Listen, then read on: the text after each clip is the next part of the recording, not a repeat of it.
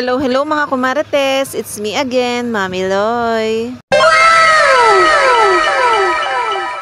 So ito na nga mga kumarites, today is the day. Kaya naman itong si Mami Loy nyo nga ay ayan, todo kulot nga ang person. Matagal ko na nga palang gamit itong pangkulot na to, kaya ilalagay ko na lang sa comment section. Naglagay lang naman ako ng kaunti ang lipstick at saka pampapula ng pisngi. Hindi naman kasi tayo mga kumarites maalam mag-makeup. Graduation na nga pala ng aking anak ngayon at ang call time nga nila ay 9 AM. Pero dapat nga mga 8:30 o 8:50 nandito ka na sa school dahil nga magpo-formation pa sila. Pagkadating nga namin dito ay binigyan na nga ni Ma'am Bel ng ribbon itong aking anak. Yung isa nga ay sa kanila at ito namang isa-isa amin. At ayan guys, ito nga pala ang napakagandang si Ma'am Bel. Ito nyo naman at talaga naka-diamond ang singsing. Ang ganda naman ng singsing mo ma'am. Anong link yan? Charot. Buti na nga lang na mga oras na yan ay wala nga pagbabadya ng ulan. Mas maganda na nga itong mainit kesa naman umuulan. Nandito pa nga kami sa labas ng room at nag-aantay nga ng oras. At ayan, shoutout nga sa mga batang ito at napakaganda naman talaga. Syempre, congratulations sa lahat ng mga batang magtatapos nga ngayong taon. At syempre, congratulations din sa mga magulang. Ay syempre, hindi nyo alam kung anong ginagawang gapang namin sa inyo para kayo ay makapag-aral. Pero kami nga mga magulang, kahit nahihirapan, sinisikap pa din namin na kayo ay mapag-aral. Kaya Diyos ko, utang na loob, wag muna kayo mag-aasawa. Mag-asawa man kayo, ay gusto namin meron nga kayong maayos na trabaho. Dahil kung nalalaman nyo lang talaga ang hirap ng buhay ngayon. Sa totoo lang sinasabi ko na sa inyo, napakahirap maging adult. Kaya kung pinag-aaral nga kayo, ay mag-aaral kayo. Para na rin makahanap nga kayo ng magandang trabaho. Kaya kung mag-aasawa nga kayo agad at mga bata pa kayo, ay sabihin nyo na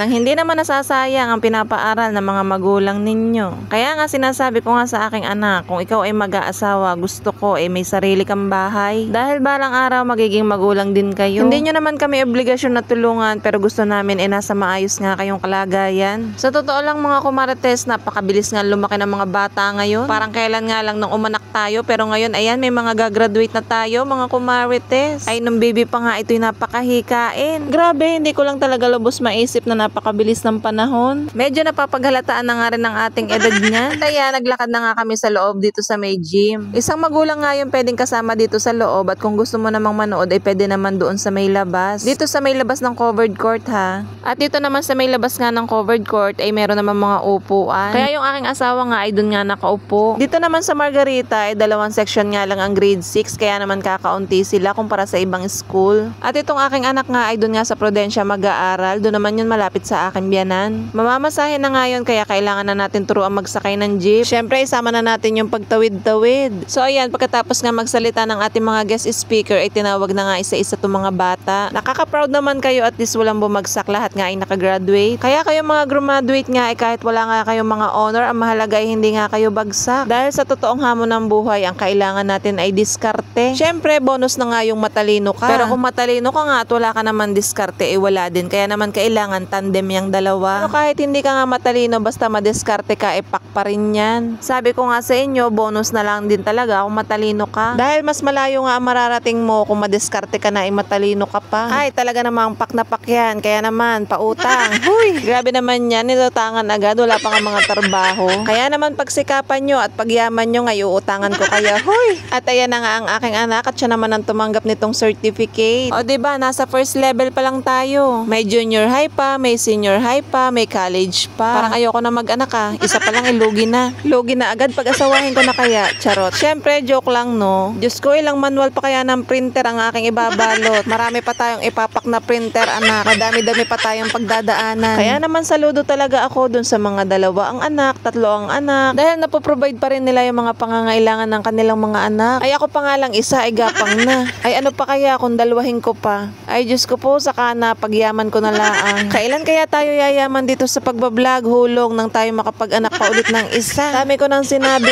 ano? At ayan, pagkatapos nga nila matanggap ang kanilang mga diploma, ay meron nga pala silang kakantahin. Diyos ko po, tandang-tanda ko, nung grade 6 ako, ang kinanta namin, Tanging Yaman. Alam nyo yun, di nyo alam, kasi matagal na talaga yun. Pero wag ka, tulo naman ang uhog pagka ngayon ang kinanta. Syempre, sa lahat ng graduation, hindi mawawala ang farewell to you, my friend. Pero yung mga kaklase ko ko nga nung elementary, hindi ko na nga mga nakikita. Yung iba nasa ibang bansa na, yung iba naman, ayun, magsasabong na. Yung iba nga, hindi ko na nga mga tanda ang itsura. Siguro naman ngayon, matatandaan nyo na ang mga mukha nyo dahil nga nauuso na nga itong pagbablog. Kaya naman tumanda man kayo o magkaasawa man kayo, makikita nyo pa rin to dito sa aking account o kaya sa aking YouTube channel. Ito nga lang din talaga ang kinagandahan ngayon dahil nga nauuso na nga ang pagbablog. Memories ba, ganon. Dahil nung panahon ko nga ay talaga namang limot na limot ko na nga yung mga pangyayaring yon. Ay aba, Ma'am Bel, Ma'am Cha, wala naman sa usapan itong pagbibigay ng bulaklak Ay may letter pa, alam nyo namang mababaw ang luha ko. Kaya naman ayan, napaiyak tuloy si Kumarites niya. Ay